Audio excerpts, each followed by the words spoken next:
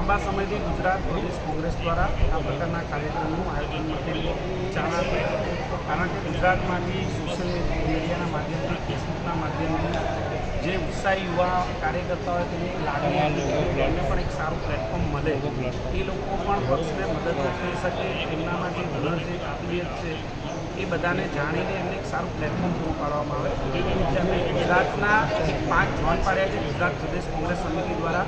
ઉત્તર ઝોન, મધ્ય ગુજરાત, દક્ષિણ ગુજરાત, સૌરાષ્ટ્ર અને એમાંથી 7 થી 8 જિલ્લાઓનો સમાવેશ કરીને આજે હું મધ્ય ગુજરાત આવ્યો છું. ગુજરાત પ્રદેશ કોંગ્રેસ સમિતિ દ્વારા મધ્ય ગુજરાતમાં આવતા તમામ જિલ્લાઓમાંથી આશરે 300 કરતાં વધારે એપ્લિકેશન અમારી જોડે આવી હતી પ્રવર્તક અભિયાન માટે, પ્રતિભા ખોજ અભિયાન માટે.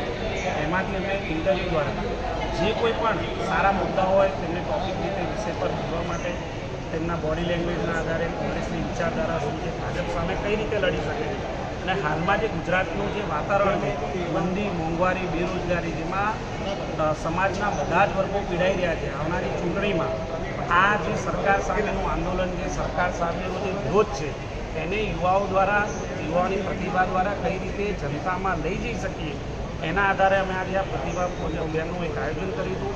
બહુ સારો પ્રતિભાવ મળ્યો છે, ઇન્ટરવ્યૂ પણ સારા ગયા છે. એમાંથી સારા યુવાનો કોંગ્રેસ પાર્ટીને મદદરૂપ બનશે, આવનારા સમયમાં મુખ્ય ચહેરો પણ બનશે તમારા શહેર, એવી અપેક્ષા રાખીએ.